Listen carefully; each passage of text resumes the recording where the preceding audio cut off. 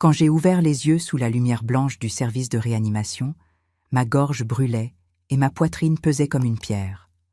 Mon regard a cherché un visage familier, mais seules les machines clignotaient autour de moi.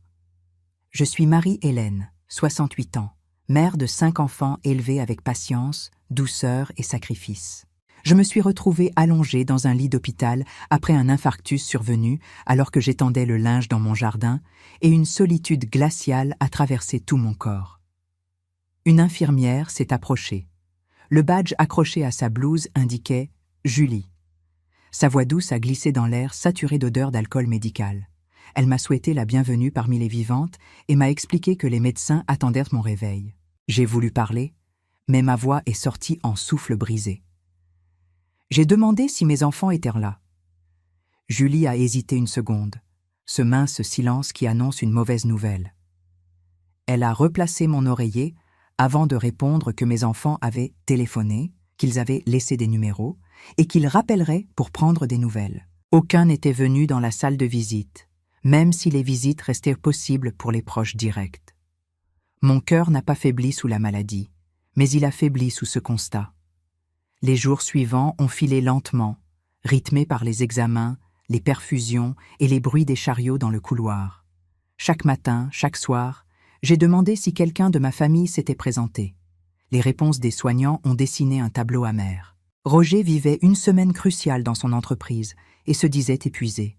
Patricia expliquait, lors de chaque appel, que ses enfants étaient malades, que les microbes de l'hôpital représentaient un risque et qu'elle viendrait dès que possible. Lucas travaillait sur un chantier loin de la ville. Marc voyageait pour son entreprise. Céline avait promis de passer, puis avait annulé pour cause de journée trop chargée. Je me suis retrouvée face à une vérité brutale.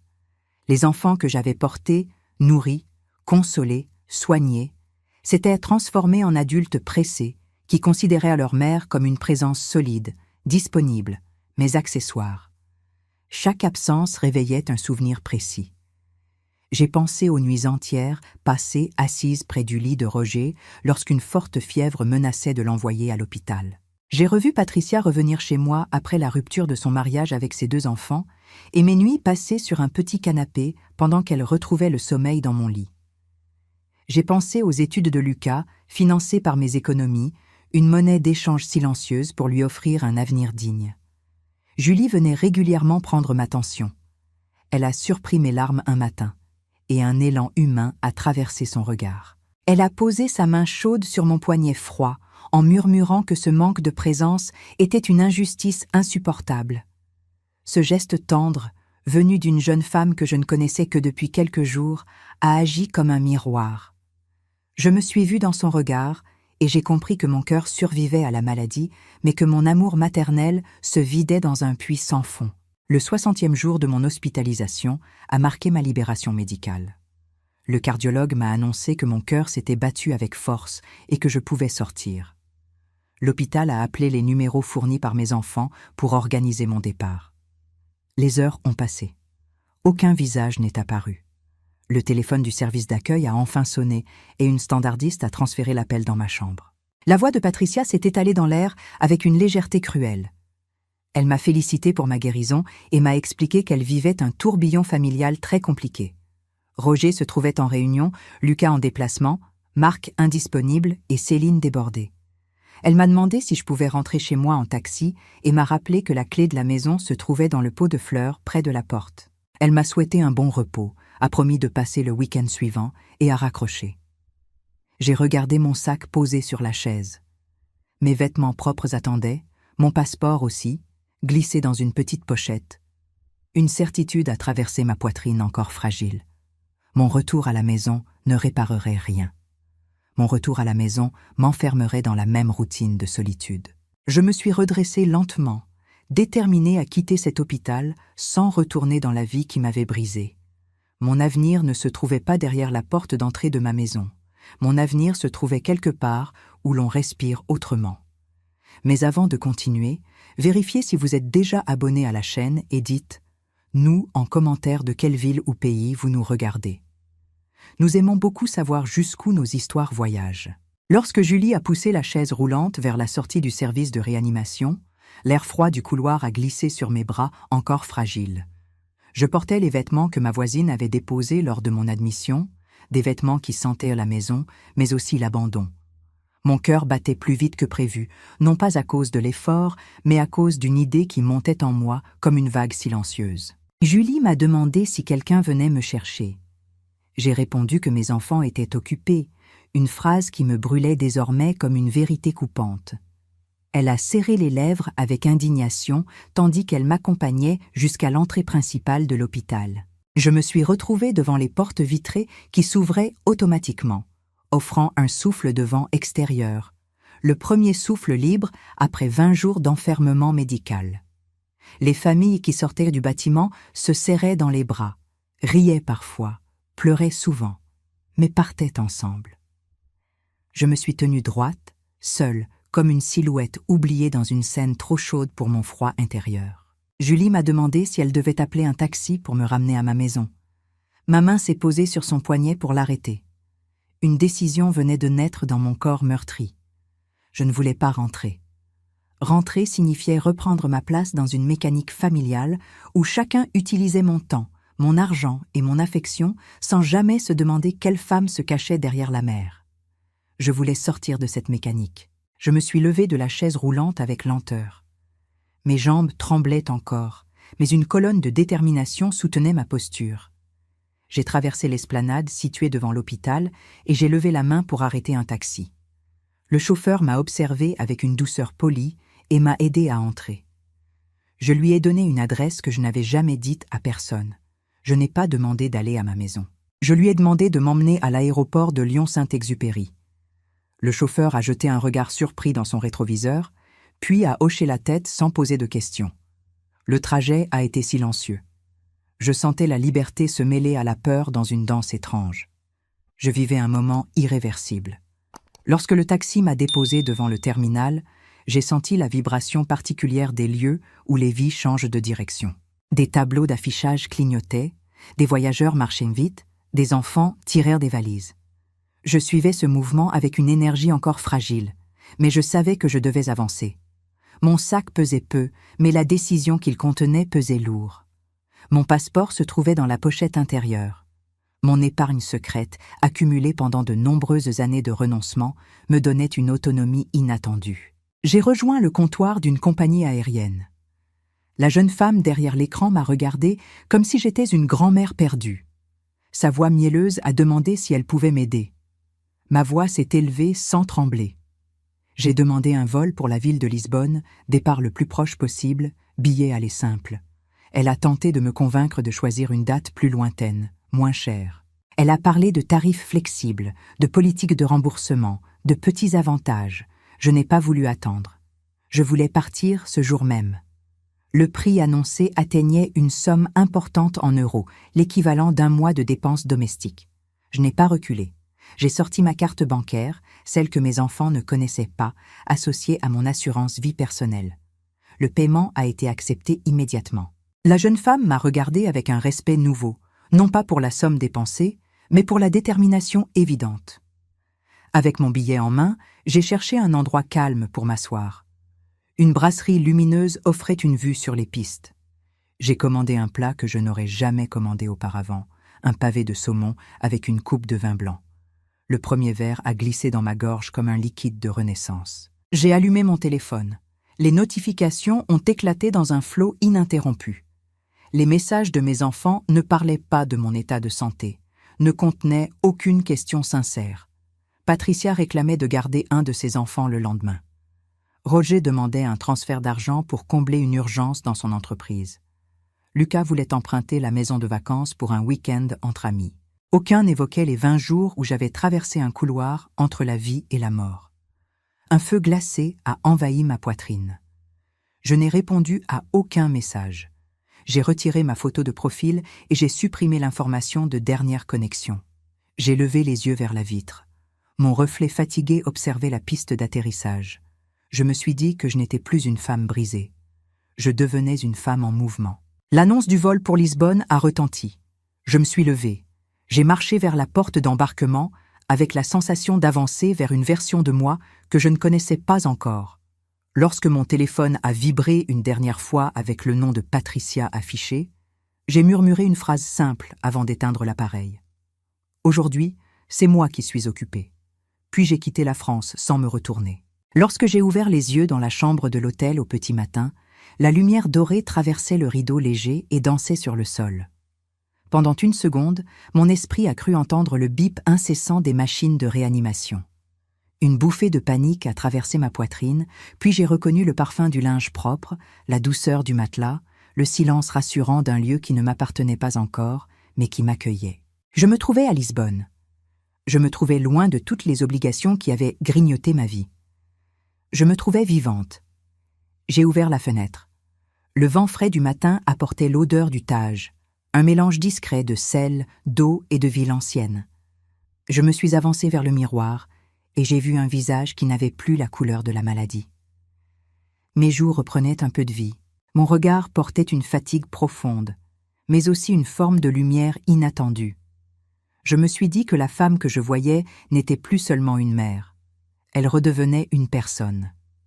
Je suis descendue prendre le petit déjeuner dans la salle lumineuse du rez-de-chaussée. Le buffet proposait des fruits, des fromages, des pains chauds, du café crémeux. Je me suis servie comme si je découvrais le monde après un long hiver. J'ai pris un pastel de nata encore tiède et une tasse de cappuccino. Chaque bouchée avait la saveur simple de la liberté. Je n'avais pas de repas à préparer, pas de lessive à lancer, pas de liste de courses à organiser. Je pouvais simplement exister. J'ai rallumé mon téléphone. L'écran s'est illuminé sous une avalanche de messages, d'appels manqués et de notifications.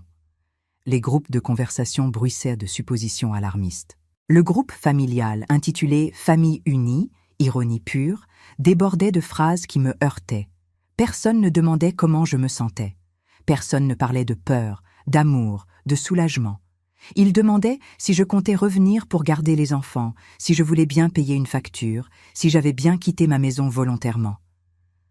Patricia se plaignait de la honte que lui causait ma disparition. Roger craignait que la police m'ait retrouvé dans un état de confusion. Lucas évoquait la possibilité que je sois victime d'une escroquerie. Aucun ne parlait de mon cœur, ni de mes 20 jours allongés dans un lit froid. J'ai reposé le téléphone et j'ai senti une colère calme se former dans mon ventre, une colère lucide. Je n'allais pas répondre. Je n'allais pas justifier chaque geste de ma vie. Je n'allais pas retourner dans leurs bras seulement pour redevenir servante. J'ai terminé mon café, puis je suis sortie marcher. J'ai descendu la Rua Augusta, entourée de touristes et de Lisboètes, allant travailler. Personne ne me connaissait, personne ne m'attendait, et ce vide me permettait enfin de respirer. J'ai aperçu une boutique de vêtements élégants. Je suis entrée, et une vendeuse m'a saluée avec chaleur. Sur un portant, un manteau rouge vif semblait attendre une femme qui se choisirait enfin. Je l'ai essayé. Le tissu en cachemire glissait sur mes bras comme une caresse longue. La vendeuse a souri. J'ai acheté le manteau et une paire de bottes confortables. Payer avec ma propre épargne, sans penser aux besoins de mes enfants, provoquait une sensation étrange, presque coupable, mais terriblement juste. Je me suis installée dans un café en terrasse, avec le boulevard animé devant moi. J'ai demandé un verre de vin blanc et j'ai demandé à un jeune homme de me prendre en photo. Je voulais garder l'image de cette femme assise, manteau rouge, verre levé, sourire naissant. J'ai publié la photo sur mes réseaux sociaux. J'ai écrit une phrase simple. On m'a dit que mes enfants étaient trop occupés pour venir me voir. Je suis venue occuper ma propre vie. Ne me cherchez pas, je vis. Le résultat a été immédiat. Mon téléphone a vibré sans cesse. Patricia m'accusait d'être irresponsable. Roger exigeait que je l'appelle immédiatement. Lucas voulait savoir avec quel argent j'étais partie. Je regardais leurs mots défiler comme des gouttes acides. Je n'allais pas replonger dans ces chaînes invisibles. J'ai respiré profondément et j'ai ouvert l'application de ma banque. Une alerte m'attendait. Il s'agissait d'une tentative de connexion suspecte provenant d'un appareil non autorisé. Le conseiller bancaire avait bloqué l'accès. J'ai immédiatement appelé ma banque en France. Le conseiller m'a reconnu. Il m'a expliqué que mon fils Roger avait signalé une disparition inquiétante et demandé une vérification de mes comptes. Je lui ai annoncé, d'une voix parfaitement claire, que je me trouvais en plein voyage volontaire, en pleine possession de mes moyens. Je lui ai demandé de supprimer toutes les procurations et toutes les cartes supplémentaires liées à mes enfants. Le conseiller a confirmé la mise à jour et m'a souhaité un excellent séjour. Je suis retourné me promener en longeant le fleuve. Le crépuscule teintait l'eau de couleur violette. Une femme âgée qui avait failli mourir quelques jours plus tôt regardait le fleuve avancer sans hésitation. J'ai senti une présence près de moi. Un homme âgé, portant un manteau sombre, m'a offert un sourire bienveillant. Il s'appelait Antonio. Il avait remarqué mes yeux humides malgré mon sourire. Nous avons parlé de la beauté de Lisbonne. Je lui ai confié que mes enfants avaient alerté la police en France. Il a levé un sourcil amusé. Il était avocat retraité. Il savait parfaitement comment aider une femme qui voulait protéger sa liberté. Je lui ai souri. Une nouvelle étape de ma vie commençait au bord du Tage. Le matin suivant, j'ai accompagné Antonio jusqu'à son petit cabinet situé dans une rue tranquille de Lisbonne. La pièce sentait le bois ancien et le café chaud. Des dossiers classés méthodiquement s'alignaient sur les étagères. Il avait conservé ce lieu pour quelques affaires ponctuelles, surtout par plaisir d'aider des gens plutôt que pour gagner de l'argent. Je me suis assise face à lui, les mains encore tremblantes. J'avais quitté la France libre, mais les messages affolés de la veille révélaient une nouvelle menace. Mes enfants craignaient de perdre le contrôle de ma vie et de mes biens. Ils avaient déjà signalé ma disparition à la gendarmerie, évoqué l'éventualité d'une manipulation et même prononcé les mots « mise sous tutelle ». Ces mots me glaçaient. Une tutelle signifie que l'on estime qu'une personne n'est plus capable de gérer ses propres affaires. Je savais exactement ce que mes enfants visaient. Ils voulaient empêcher mon indépendance et reprendre la main sur mon patrimoine. Antonio m'a demandé de raconter chaque détail depuis ma sortie de l'hôpital. Je l'ai fait calmement. Il a hoché la tête avec sérieux, puis il m'a expliqué la voie légale. Toute mise sous protection en France nécessite des preuves médicales, des éléments concrets indiquant une incapacité durable. Or, je venais de traverser seul un aéroport, j'avais acheté un billet, réservé un hôtel, communiqué de manière cohérente avec plusieurs personnes. Rien ne permettait de m'accuser de vulnérabilité. Les démarches abusives de mes enfants pouvaient même se retourner contre eux. Il m'a conseillé de rédiger une déclaration formelle attestant de ma lucidité, de mon intention volontaire de voyager et de mon refus de tutelle. Il fallait transmettre cette déclaration au consulat de France à Lisbonne, ainsi qu'à un avocat en France pour clôturer immédiatement la procédure de disparition inquiétante. J'ai signé le document d'une main ferme. Antonio l'a tamponné, puis a pris en photo chaque page pour les envoyer aux autorités françaises compétentes. La gendarmerie recevrait bientôt la confirmation que je me trouvais saine, vivante et autonome. Une vague de soulagement a glissé dans mon corps.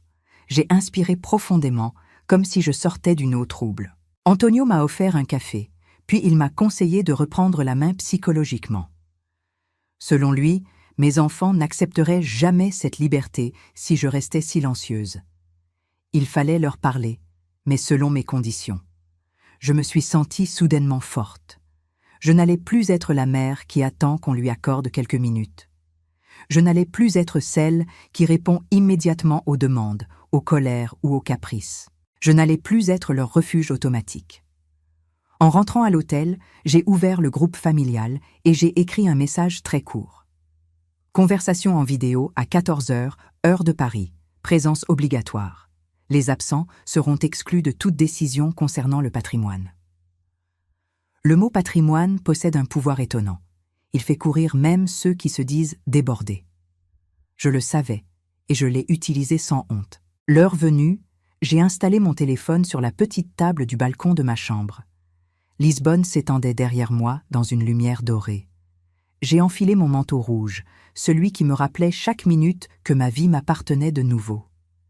L'appel s'est lancé et les visages ont apparu un à un. Roger était rouge de colère, assis dans son bureau.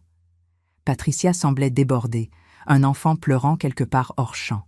Lucas affichait un mélange de fatigue et d'irritation.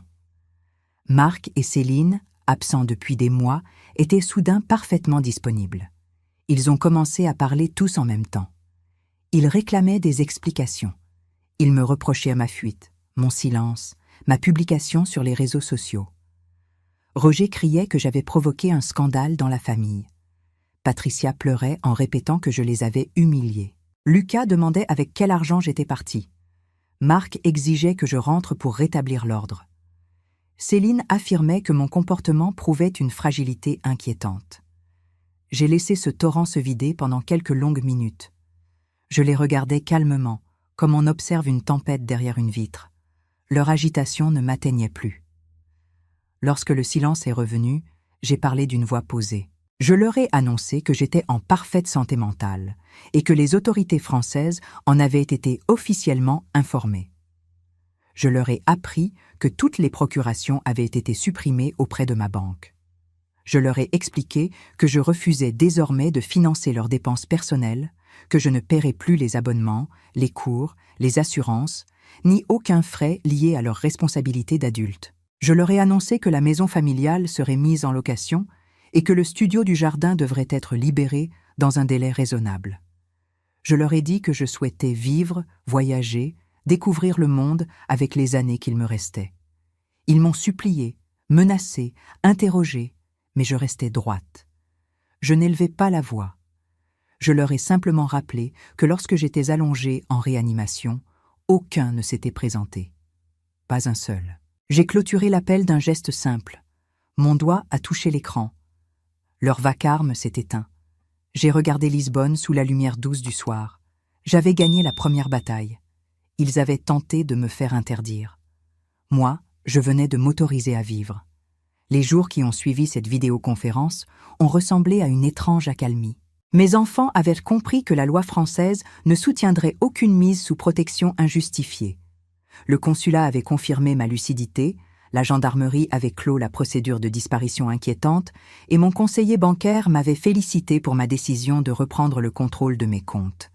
Je marchais dans les rues de Lisbonne avec la sensation de retrouver des muscles qui dormaient depuis trop longtemps. Ma liberté ne dépendait plus de leur validation.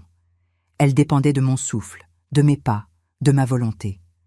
Un matin, Julie, l'infirmière du service de réanimation, m'a envoyé un message.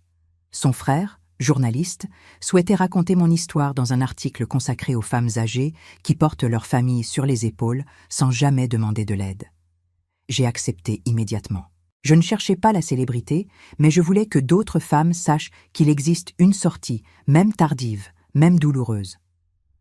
Le journaliste m'a appelé pour une longue conversation. J'ai décrit mon infarctus, mon réveil seul dans une chambre froide, mes 20 jours d'attente, puis ma fuite. Il a promis de respecter ma dignité et d'épargner l'identité de mes enfants. Une mère peut se montrer ferme, mais une mère n'a pas envie de jeter ses propres enfants en pâture au public. Lorsque l'article est paru, le site a connu une affluence telle qu'il est devenu difficile de l'ouvrir. Les commentaires affluaient par centaines. Des femmes racontaient leur propre silence, leur propre renoncement, leurs propres blessures. Je lisais leurs mots avec une émotion vaste. Chaque phrase ressemblait à un miroir que je n'avais jamais voulu regarder. Une femme de 75 ans racontait qu'elle n'avait plus reçu de visite depuis 6 mois. Une autre expliquait qu'elle gardait 3 petits-enfants tous les week-ends pendant que sa fille voyageait. Une troisième avouait qu'elle n'avait jamais osé dire non à son fils de peur d'être jugée égoïste. Ces récits me touchaient profondément. Je reconnaissais mes douleurs dans les leurs. Un soir, alors que je dînais avec Antonio dans un petit restaurant de l'Alfama, j'ai senti quelque chose changer dans mon esprit. Je ne voulais plus être seulement la femme qui avait survécu. Je voulais devenir une voix. J'ai expliqué à Antonio que je désirais créer un espace pour parler aux femmes de mon âge. Il a souri, fier de cette énergie nouvelle.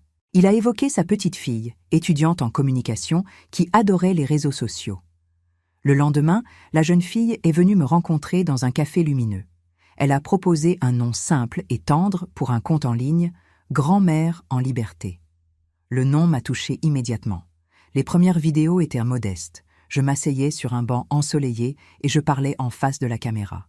Je racontais ce que signifie dire non sans culpabilité, ce que cela coûte d'être toujours disponible, ce que cela rapporte de se choisir tard dans la vie.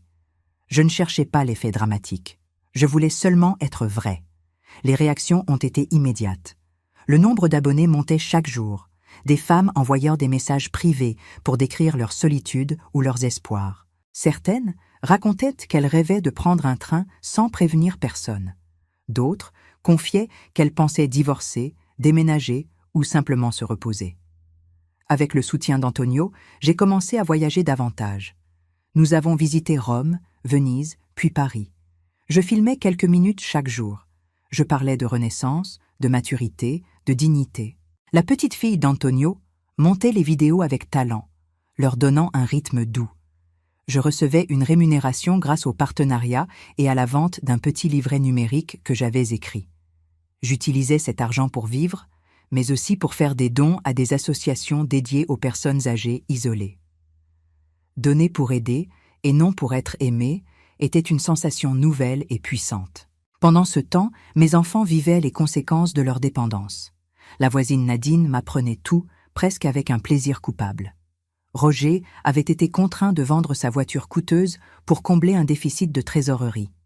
Sans mon soutien financier, son entreprise révélait ses failles. Patricia travaillait désormais dans une crèche. Elle passait ses journées à calmer des enfants et à essuyer des larmes. Elle comprenait peut-être enfin la charge que j'avais portée. Lucas m'avait envoyé un message surprenant. Il avait trouvé un emploi dans une librairie du centre. Il avait loué un petit studio et avait acheté une cafetière avec sa première paie. Pour la première fois de sa vie, il avançait. Un message particulier m'a ému. Il contenait une photo de lui préparant un café. Il m'avait écrit « Je ne sais pas encore faire grand-chose, mais je sais préparer ce café fort que tu aimes. » Je n'ai pas pu répondre tout de suite. Mes yeux s'étaient embués. Je n'avais jamais cherché à punir mes enfants. Je voulais simplement leur montrer ce qu'ils ne voyaient plus. Mon absence avait joué ce rôle mieux que n'importe quelle leçon. Je marchais ce soir-là sur les bords du Tage. Ma vie prenait une direction inattendue. Je n'étais plus la mère ressource, la mère disponible, la mère silencieuse. Je devenais une femme qui inspire d'autres femmes à se lever. Le monde pouvait bien continuer à tourner sans moi, mais moi, je ne tournais plus autour de personne. Je me tournais vers ma propre lumière. Demain, un nouvel horizon m'attendait. Peut-être Paris encore, peut-être la Grèce, peu importait. Je n'appartenais plus qu'à mon propre chemin. 1 an avait passé depuis ma fuite silencieuse vers Lisbonne.